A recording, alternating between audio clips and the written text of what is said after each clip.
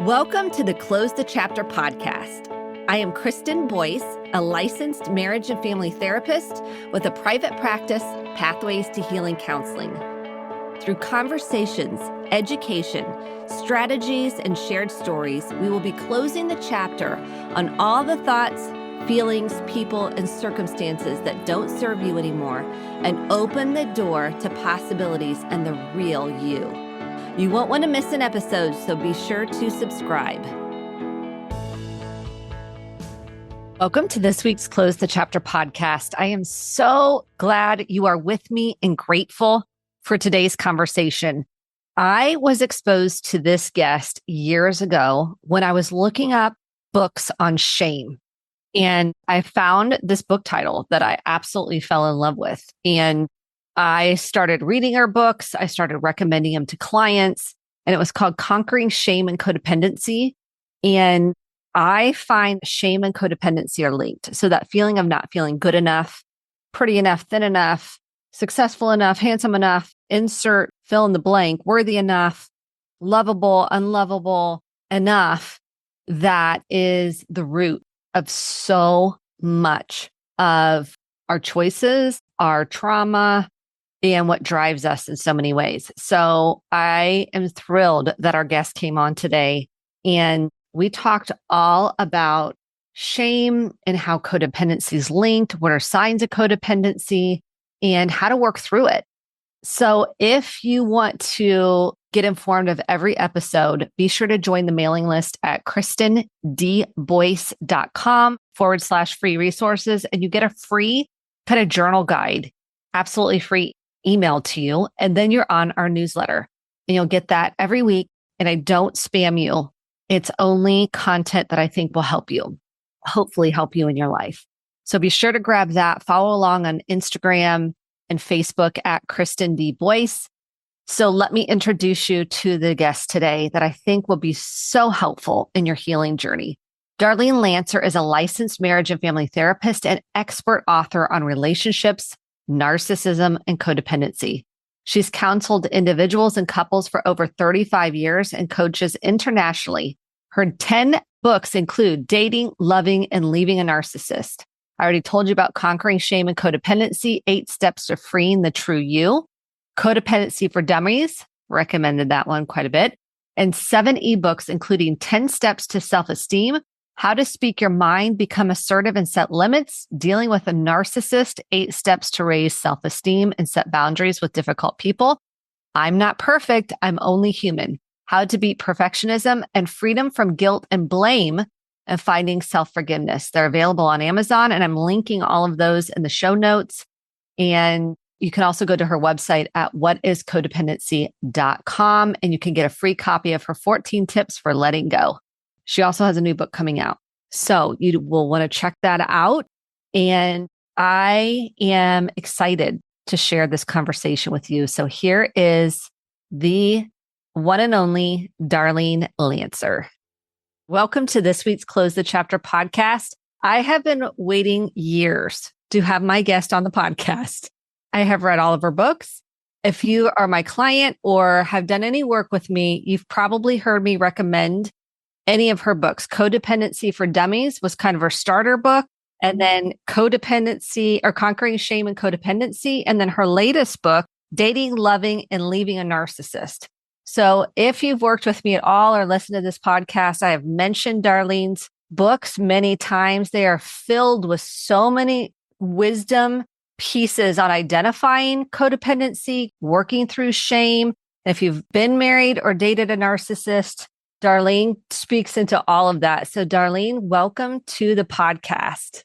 Thank you so much. It's a real pleasure to get to know you and talk about this subject, which is not focused on enough, I think. I wrote an article for Social Work magazine years ago saying shame is the elephant in the room. And if a therapist isn't aware of their own shame, they won't be able to help you with it because they will gloss over it or change the subject or overlook a lot of signs. And once I started writing the book on shame, I was asked by Hazelton to do that around 2014, I think. I started seeing all the signs with my clients much more quickly and their progress feeling improved exponentially. Everything speeded up because we were getting to the core issue because it underlines just about all the symptoms of codependency. And in my book, Conquering Shame and Codependency, 8 Steps to Freeing the True You, I think it's chapter 6, it says, shame is love's silent killer. I actually wanted that for the title, but had other ideas, but it does because most of the conflicts and problems that couples experience, especially that has to do with intimacy and closeness and unavailability and fear of intimacy, all that stems from shame.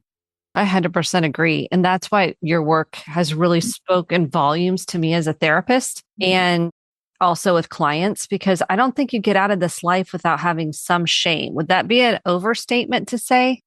Like, do we all? No, I mean, first of all, everybody has it because an emotion just like sadness and anger, and it's just not talked about much in the US and Europe because in Western cultures, children are socialized, and not just children, but the whole social system is more based on guilt, innocence and guilt.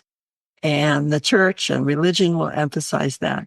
But then you go to the Middle East, Latin America, Russia, Eastern Asia, their societies are considered collectivist societies, and shame is used to mold behavior. So they will outcast you. I had a client from Russia, and she did something that they didn't approve of, and they put a big poster in the school to shame her. I have clients from Mexico where the student didn't do well on a test, and she was asked to come up in front of the classroom so the whole class could humiliate and shame her. It was terrible. And of course, it's documented that there have been a lot of suicides in South Korea where students didn't get accepted into the college, and it was considered a shame on their family. So those are just some examples, but it's used intentionally, where in the West, it's more guilt. You've sinned or you get. So actually, I found out that guilt is healthy in my research, and I learned to distinguish guilt from shame. So let's talk about that. So Let's dive in. Is when you do something, usually it's moral. So like you could think it's sinful or it's just wrong, doesn't meet your standards or your moral or something. So, but it's an act that you've done. And because it's an action, you can correct your behavior. You can make amends. It encourages you to reach out. It encourages you to reform and to change. And the point is you're redeemable. You can change your behavior and it produces growth. In contrast, shame is about you. You not only did something wrong, you did it because you're a fool, you're stupid, you're just a jerk, you're a shame on the family. So it's you that's the problem. And then you feel irredeemable. So instead of wanting to reform and improve yourself, you want to withdraw. Shame makes you want to hide. Do you ever have that feeling like, I just want to disappear? Wish I could disappear in the floor. Melt away. That's shame. And it's one of the most profoundly painful feelings because in those moments, you're not only alienated from other people, you feel like an outcast or you're the only one. You're also alienated from any good traits that you have. You think that you have no worth. You're worthless. You're inferior. You're inadequate. So some people will focus on maybe they don't think that they're pretty enough, smart enough, strong enough, virile enough, educated enough, rich enough to have all these things. But some people focus on one thing, but it all goes back to the core feeling that I don't have value. Who I am is not valuable. And you could translate that to feeling unlovable. I'm not worthy of being liked, esteemed, loved. You could plug in different words. People won't date me. They won't like me. But underneath that is the feeling of being unwanted and unlovable.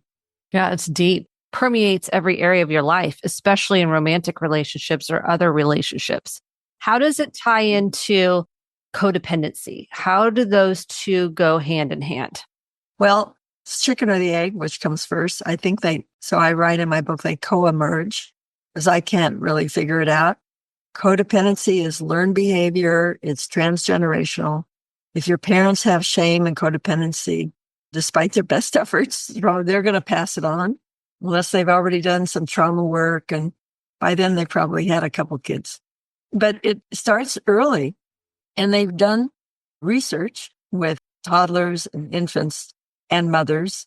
And even though they knew the camera was on them while they were being watched, filmed, they did behavior that was abandoning to that child or not comforting. So, for instance, a baby is left in the room alone crying, and the mother walks in, and some mothers go and pick up their baby and comfort it. That would be a healthy response. Other mothers go in and they talk to the child, or some pick up the baby and then put it down, or they walk forward and then they step away. All this is unconscious behavior. And it has to do with the way that they were raised and treated and how they feel about themselves. Even, I'll confess, I was a very young mother and I had a colicky baby. I didn't know that was the problem. Nobody told me.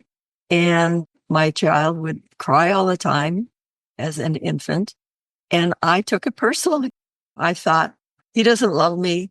What am I doing wrong? It's all my fault. And that was just from my own lack of confidence and self-worth. So there's a saying, a famous analyst, Klein, said that your baby has to be able to bite the nipple, bite the breast. That means a parent has to have strong enough self-esteem so that they can tolerate rejection, because toddlers will hate you and say they hate you and be angry. And if you take that personally and react, punish all these things, it's not going to be good parenting for the child. So what I learned about shame is that each child must feel that both parents love them. And that means love them unconditionally for who they are. That doesn't mean that you can break furniture, that you accept your child for who they are. You're not trying to change them. You're not loving and accepting only when they get good grades or they lose weight or play football or whatever it might be. That you want a relationship with them. It's not enough to say, I love you, you're the greatest, but you're interested in them and you want to find out about them and you accept their interests. You support what they want. And so that's showing them that they have value and you respect that. So it's treating your child with respect and interest and care and empathy. So all those things are important. So that's what builds self-esteem. And so if you didn't get that growing up because of your parents' low self-esteem or shame, or just there were too many children, not enough money, parental conflict, a mental illness, depression, addiction, all that's going to detract from healthy parenting because your parent's going to be preoccupied. And there's even research that if a mother is depressed, the child will be codependent because a baby needs that mirroring and empathy and presence. And a mother can't give that because her own needs are being met. She can't transmit it. So then will lead to core symptoms and codependency of shame and low self-esteem. They go together. So those are the first two. Okay. And then it goes on to, go ahead. I was going to ask about nurturing because you've really emphasized that is nurturing. You need nurturing from your mother. Specifically, you've mentioned that. And if you don't have enough nurturing, the result is you're going to be looking for that other places externally through codependency. Is that a theory or? Well, it's science and researchers show that babies need responsive communication. So when the baby laughs, you smile back. When the baby is sad, you look sad, you comfort the baby. So it shows empathy, and that's called mirroring. You show the same expression, and then you meet the need. So you change the baby, you feed the baby, you hold the baby, you intuit, you're attuned to the baby's needs. So baby feels like This is heaven. It's bliss. If you don't get that, you keep looking for it. Or maybe you had it. A lot of people get intermittent, and that creates addiction to love, intermittent attention. So sometimes you get it, but you're never sure when it's going to come back, like a slot machine. And then, so what happens is the baby starts scanning, instead of like laying there and thinking, oh, it feels so good inside in heaven. You're scanning the room. When is mother coming? What mood is she going to be in? Who's coming? Will I get fed or not? You don't feel safe. And so it starts this looking around the environment instead of connecting inside. And furthermore, you start to attune. Instead of the mother attuning to you, you start thinking, is she angry? What mood is she in? So a lot of times ACAs are considered hypervigilant. Or if you had a parent with a personality disorder or unstable mood, the child starts to become very attuned to other people and the mood and disposition of the parent. Is it safe? Is it not safe? And so it starts that haywire system, I call it, in Codependency for Dummies, where instead of connecting to your innate needs and feelings and responses, you start looking to adapt to your partner or what someone else wants and figure it out. And how can I please them so that I will get my needs met? What mood is my wife going to be in? Or what mood is my husband in?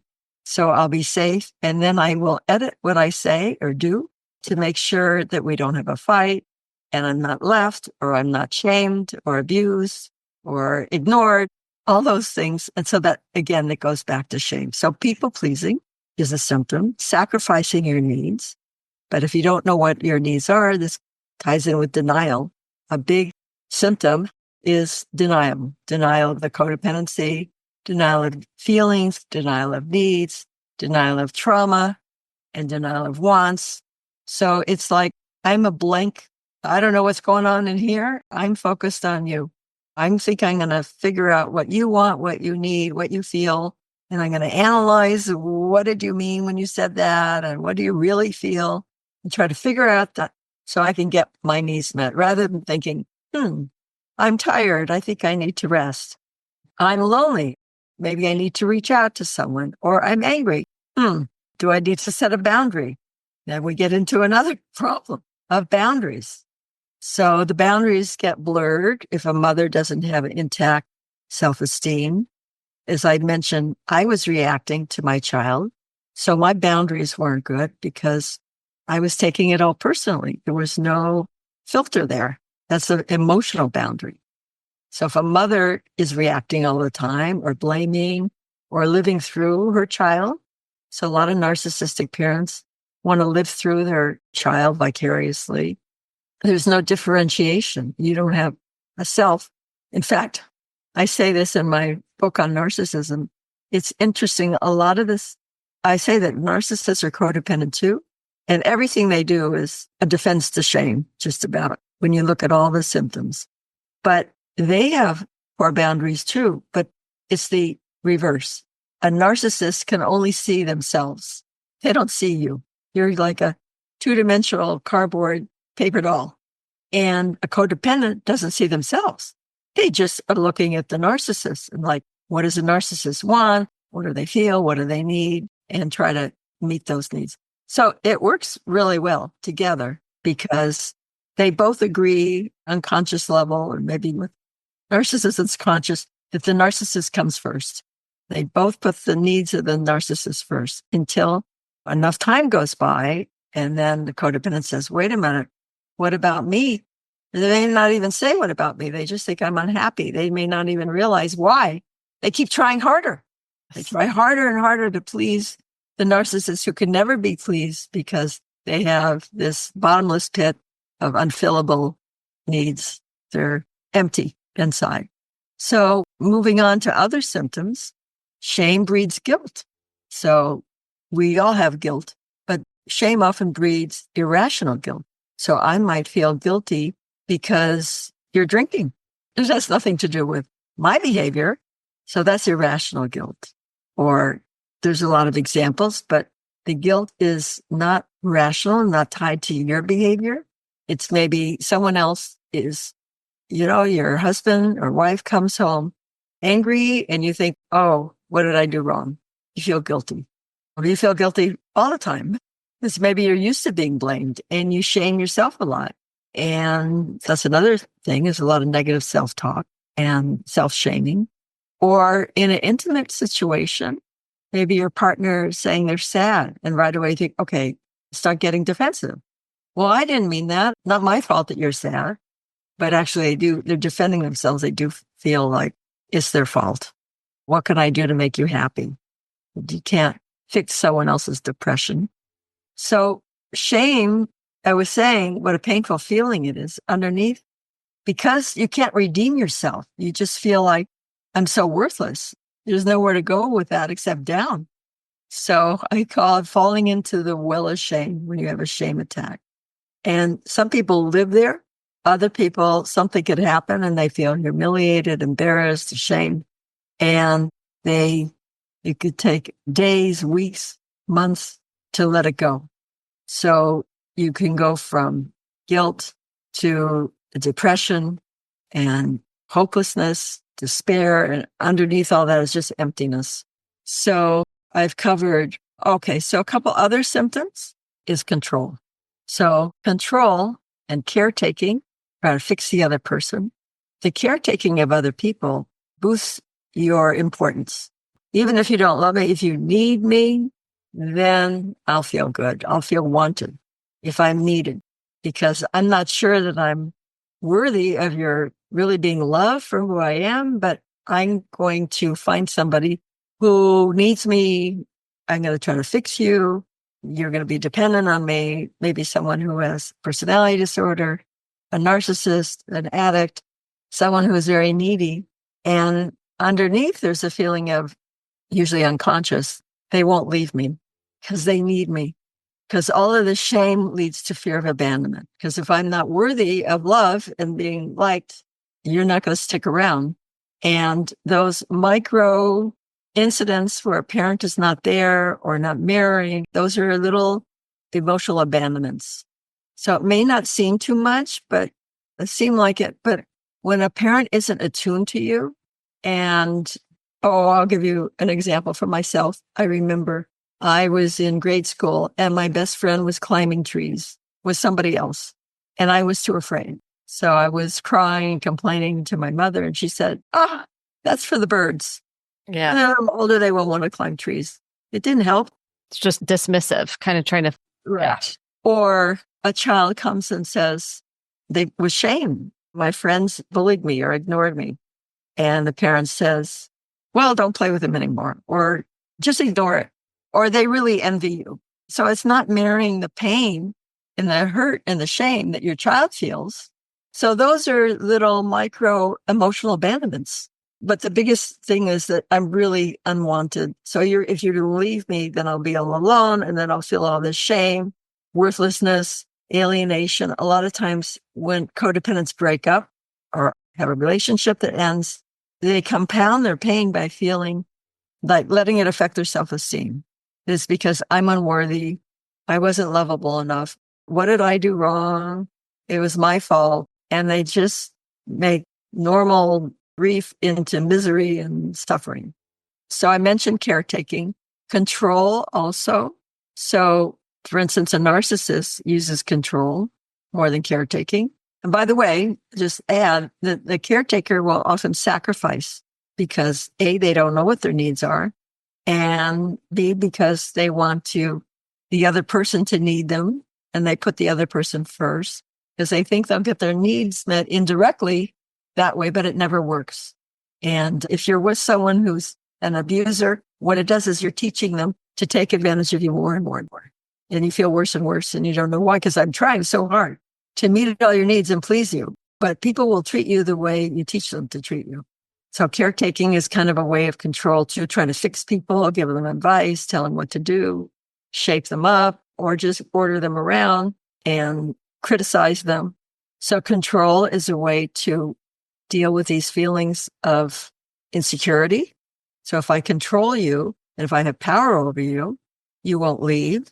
And I can try to make you feel good, so I'll feel good. It all comes back to focusing on changing, controlling, pleasing, caretaking someone else, so I'll feel better.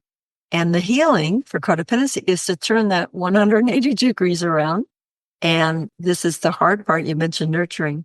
If you weren't nurtured, it's hard to know how to nurture yourself. And it's a lot more involved than just getting massages or bubble baths. You have to start listening to yourself. And on my website, whatiscodependency.com, I have a banner of like how to heal for codependency.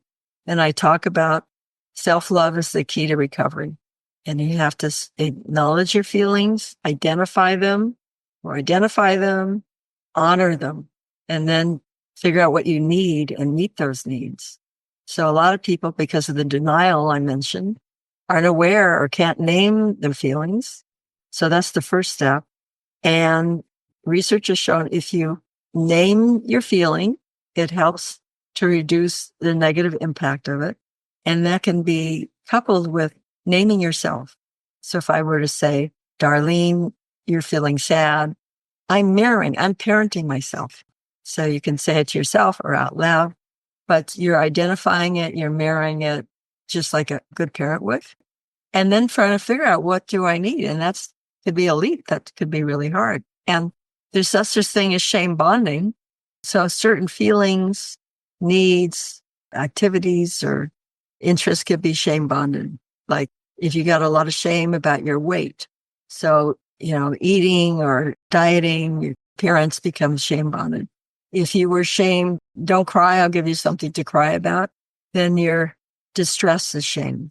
If you are punished for speaking up or showing anger, then your anger is shame bonded. So those feelings and needs can get repressed. So you don't even know what they are, because why feel it if you're just going to experience shame? Be either directly or by being ignored or put down in some way or just it not being met. So that's how sometimes feelings and needs can go underground. And even the feeling of wanting love.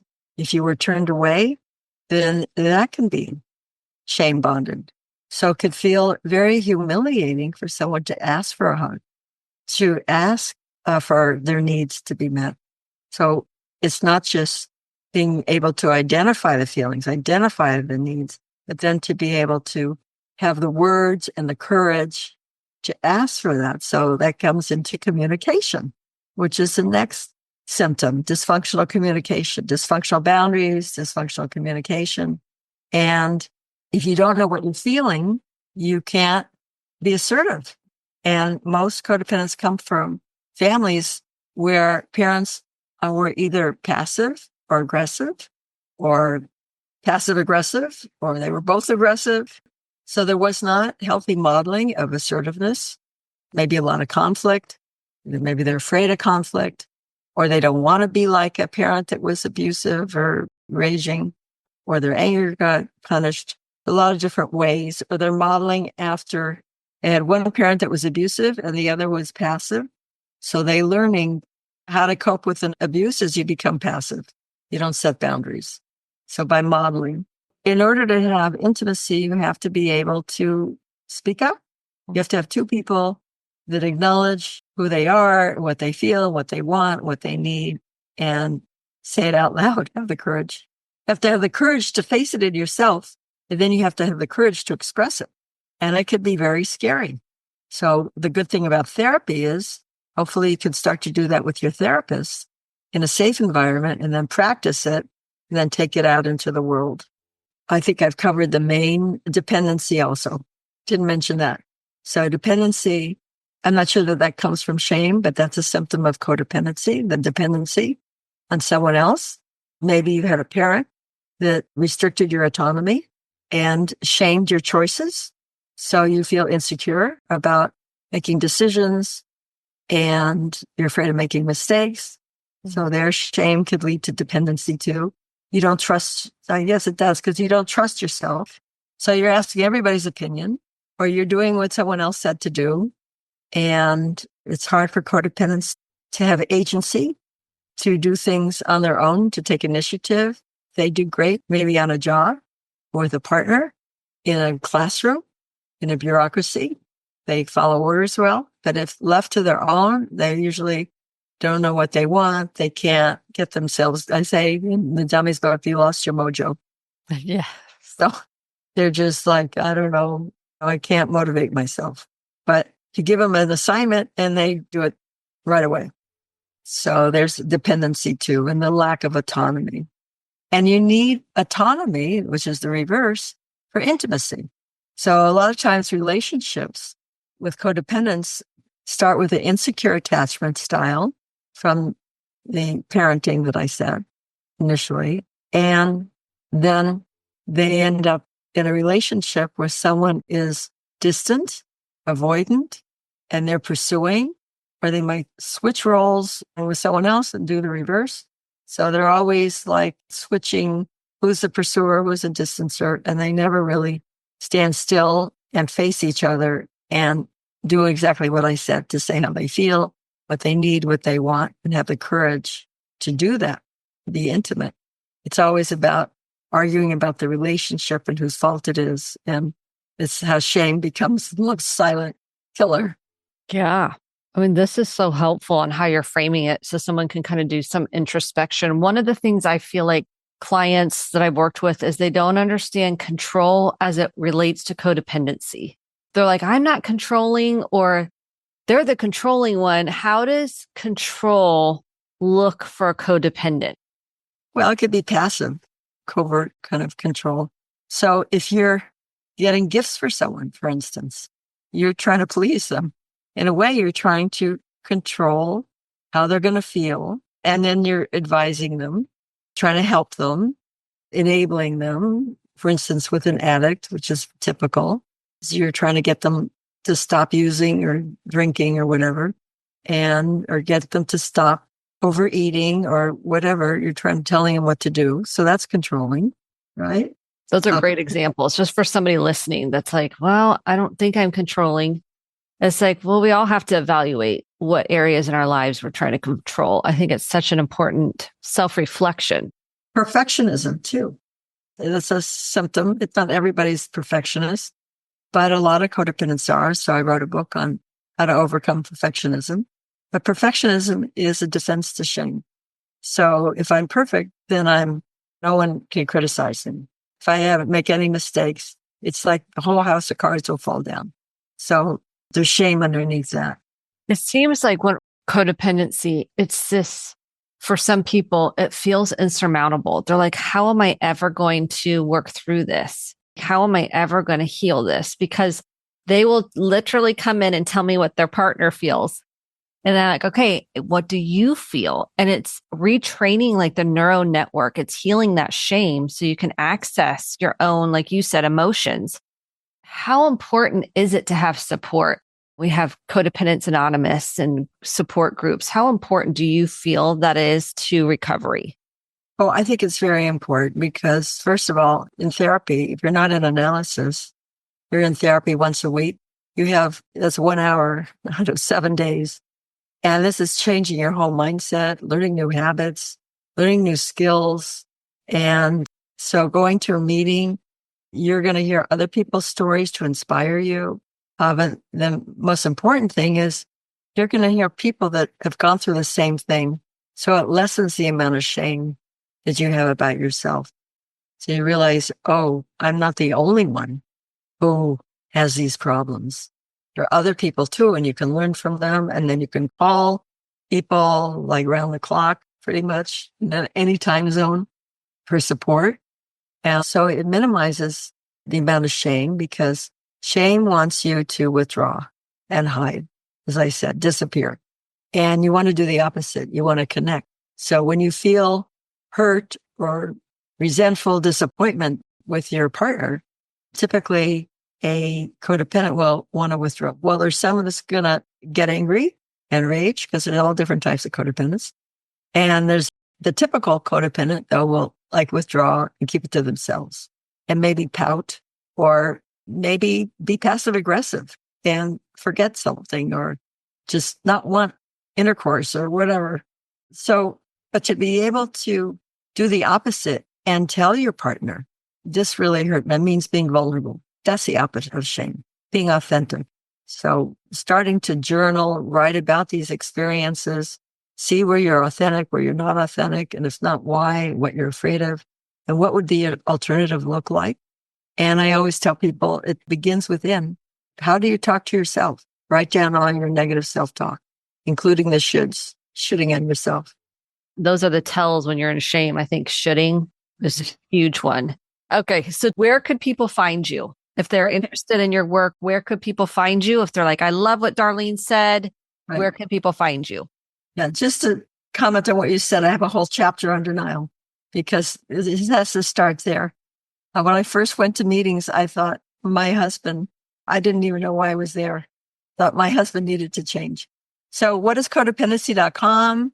And if you Google my name, I'm on all social media and there's links to everything, my blogs, my YouTube channel, everything on my website.